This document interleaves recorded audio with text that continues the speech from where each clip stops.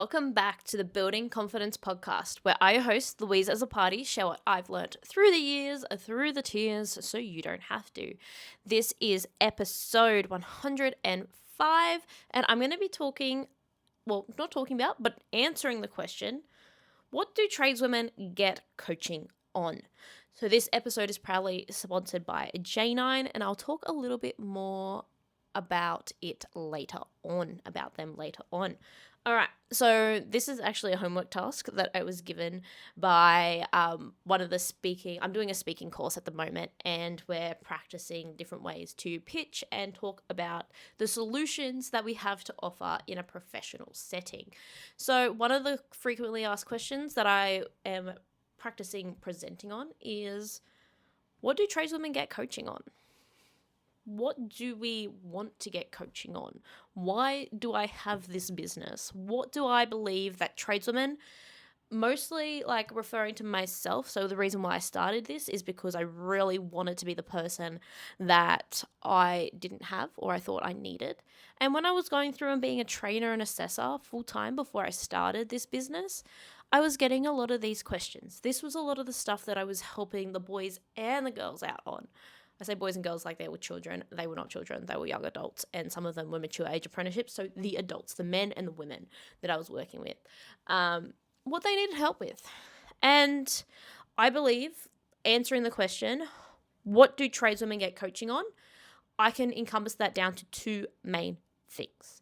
Now, some things might fall outside of these, and you might not like the label of these things, but label or not, this is a way that I am working on putting it.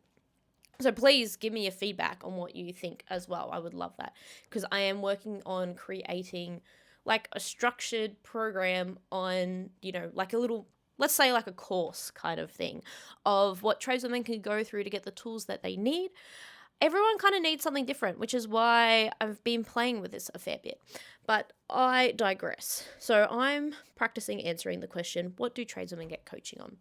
And I've broken this down to two main things: society's programming internally and society's programming externally. Like, I do talk a lot. I don't know if I talk a lot, but I think about it a lot, and I kind of divide things into internal and external world. And now I'm going a bit more specific and calling them society's programming internally and society's program externally. All right, so what do I mean by society's programming in general? Society's programming is just the things that we learn growing up by being a human being a human as a member of this society that we live in. The things that we are taught by watching, things that we learn at school, the structure of the world and how we fit into the structure of the world. Now, there are things that are happening to us internally as we take on that society's programming and what we are either learning formally or informally going through the world. What society's made it normal for us to know as we are growing up as children, teenagers, young adults, and what the kind of expectations, told and untold, are put onto us. So that internally, that impacts our self-talk, our self-belief, our self-concept, the way that we process feelings, and the way that we express feelings. So this is just kind of like the tip of the iceberg. We can narrow all of these things down into even more things. But the way that we talk to ourselves, the way that we treat ourselves, that self-talk, often our inner voice, I think we talked a bit about it, who is your inner voice, in episode 102. But the way that the adults that we love, care about, and respect, the way that they talk to us becomes our self-talk. It is kind of programmed unconsciously by society. Like, if you're good, if you're bad, if you've done a good job, are you proud of yourself? Are you not proud of yourself? You need to be held accountable. If they lift you up, if they put you down. Typically, society, the adults around us, are shaping the way that we talk to ourselves if we are not doing it consciously. And as children, often we don't know to do that consciously. We're not doing it. And even as adults, often if we haven't done any personal or professional development, we don't know the way that our self-talk is created and where it comes from unless we really sit and think about it. Our self-belief the things that we believe about ourselves. Are we enough? Are we good? Are we bad? Are we strong? Are we weak? Do we need to be quiet? Are we too loud? Are we too much? Have we been told these things? And then do we believe these things about ourselves? As men and women, like, it is getting better, but it's definitely still out there. The girls, that's not ladylike. You know, don't be a girl, don't be a pussy, like all of these things. You run like a girl as derogatory terms. They can really make us believe different things. Oh, I just run like a girl, I can't do that. I'm just a girl, I can't do this. You know, it. I really hope it doesn't have it much anymore, but I see it all the time. Like, I'm not going to be strong because I'm a girl. Different things that we believe about ourselves, and these can even be self-beliefs. They can also be self-limitations that we put on ourselves because of the way society speaks about our gender, our race, the way that we've grown up, these different things that society puts on us. Our self-concept is very similar to our self-belief.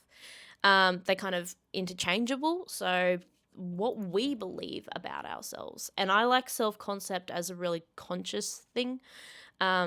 Like I said, interchangeable with self-belief, pretty much. Feeling and processing, feelings, processing them, and the expression of those feelings. Often too loud, don't be sad, be grateful, be proud, don't be proud, you're too much, you're not enough. Even, boys don't cry. The way that the people around us express emotions as we are growing up teaches us how we should express emotions growing up, like as we grow up. And you know what? Sometimes it's not useful and sometimes it is useful, depending if we're around people that repress emotions. And sometimes we get to a point in adulthood, like what do tradeswomen get coaching on, and the way that they feel. Especially sometimes as tradeswomen, sometimes what comes up is that the boys keep telling me that it's a joke, that it's funny, that they didn't mean it, but it hurts my feelings. So society is programming or teaching them how they should react to different things. And if they're telling, no, it's funny, and it's really hurting their feelings, that is often, it's probably pretty common. It's one of the things that are up there on what tradeswomen come to get coaching for, and what I needed coaching for and support for as I was going through my apprenticeship and my trade, is processing my feelings and actually knowing what my feelings were and not adjusting them to the world around me. All right, so that's society's programming internally. Now, I did kind of hint on some of the external stuff, but let's go specifically in what society's programming externally looks like. It looks like sexism being normal. Depending on how you grew up, the culture that you grew up, the way that your parents treated each other, if you were in a heterosexual, if your parents were heterosexual, and then like this is men's roles and this is women's roles. And having that like enforced onto you. You might be like, I can do whatever I put my mind to, but someone's like, no, you're a woman. No, you're black. You grew up here. You grew up there. Like, I don't have the experience of the racism of the color of my skin. So I do say that as someone who hasn't personally experienced, but I have coached one particular wonderful tradeswoman through the expectations that people were putting onto her for the color of her skin, and the expectations that she was putting on herself for the color of her skin. So that's how that looks like internally and externally. When you, like, the self-belief is what people are telling you about yourself. Okay, so that's kind of getting a little bit confusing. But that's sexism. Sexism being normal. Like, women can't do this. One that I keep hearing in my own community, the community that I grew up in, the community that saw me becoming a mechanic and doing really well. Oh, if my daughter leaves school at the end of year 10, her only options are hairdressing and beauty. And I'm standing there being like, excuse me. But anyway, so that sexism, that unconscious bias, as well as society's programming externally, where a lot of people are like, yeah, that guy just is like that. That person just believes that about men, women, LGBTQIA+. They just believe it. It's just society's programming. It's built into that. And it affects us. It's an external thing that can affect us. The jokes. I hinted these a little bit before in that self-belief and that self-concept piece. The jokes. Society's programming the jokes that are funny. Don't be a girl. Don't be a pussy. You run like a girl. As a derogatory term. Grow some balls. boys don't cry. That's not really a joke, but that's something that people say. That's something external that impacts us. If you're getting told these on a daily and society is telling you that these jokes are normal and funny, like that impacts us. And that, yes, is something that tradeswomen get coaching on and that I get coaching on too. All right. Acceptance. Things that we accept as normal that are not okay is part of society's programming. Expectations. So these expectations that people put on us, or, sometimes we put on to ourselves, which then crosses over in society's programming internally. But the exceptions, the expectations, that's what I wrote down, the expectations. The expectations of you being a woman and what you're supposed to be. The expectations of you being a man and what that's supposed to be. I know we're talking about what tradeswomen commonly get coaching on, but expectations fall on anyone.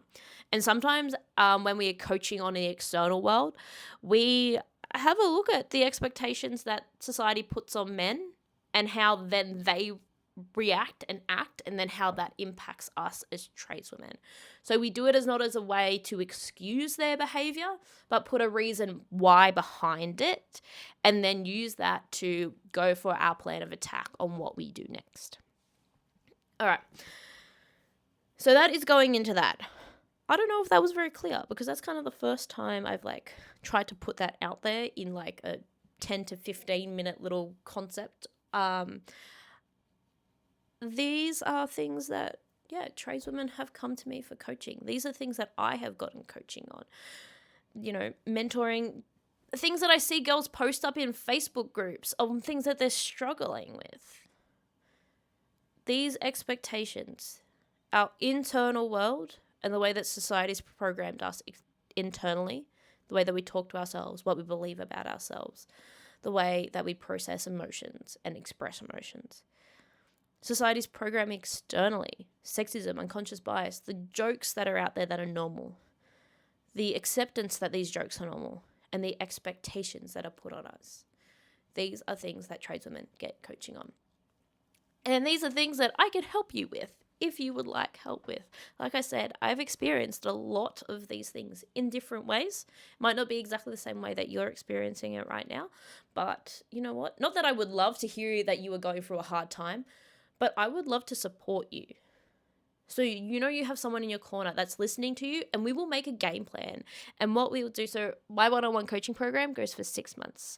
I really don't like to coach for less than 6 months, and we meet every second week because, people are busy, but we need that regular catch up. So we work out what's happening, what's bothering you. We make a plan. We put said plan into action. You go out into the world and implement that plan, and then we see what happens. We regroup. What happened? Did you like that outcome? Yes or no? Do we need to change the plan? Yes or no? We change the plan. We regroup. We go out. We try again. And that is what we do in coaching. So if that's something you're interested in, please reach out to me. I would love to do a coaching consultation with you. The link for that is in the description box below. You can reach out to me on Instagram at Louise as a party coaching. If you got any value out of this podcast episode, please like, subscribe, share, just so we get more ears into this, more ears onto this information. Like we said at the beginning, this is episode 105. For these things that I listed, the things that tradeswomen get coaching on, I feel like I've covered most of them either once or twice in those 105 episodes. So have a listen. These tips and tricks are out there for you to use. If you would like help implementing them, please reach out to me. So that I can keep going around in circles. I got to watch that because I loop on things. But anyway, this podcast episode's supporter is Jnine. So Jnine is an amazing brand run by an amazing woman who has PCOS, is now going through menopause, and runs a website and a store that has a collection of things that you not only need when you have your period and through your menstrual cycle, but things that make you feel more comfortable, supported, and things that can help you give yourself a little bit of love in this time. Because, having a period is not shameful. Yes, when we're talking about society's programming internally and externally, the way that a woman's body works also falls under that category. So if you would like to acknowledge how your body works and get support, because it's not shameful, use the products that support you. Have a look at the Jnine website. I will link to them in the description of this podcast episode. Get the things that support you because you deserve it. Having your period is not shameful. Having pain during your period is not that it's not a problem, but it is not something to hide. It's not something to be ashamed of. Go get help. Use products that support you. Okay, so that is that. Now, I want to leave you with this, which what I leave at the end of every episode. So I'm sorry if you're bored of this, but I will keep saying it because I really believe in it. If you don't believe in yourself right now, please borrow my belief in you. I know you can do whatever you put your mind to. I know, I'm going to cry a little bit because I'm just like, it hit me a little bit now. But I know you can do whatever you put your mind to. And please, if you don't believe in yourself right now, please borrow my belief in you. You can do anything that you put your mind to. You might need to have a nap and have a snack first, but I know you can do it. I will see you in the next episode.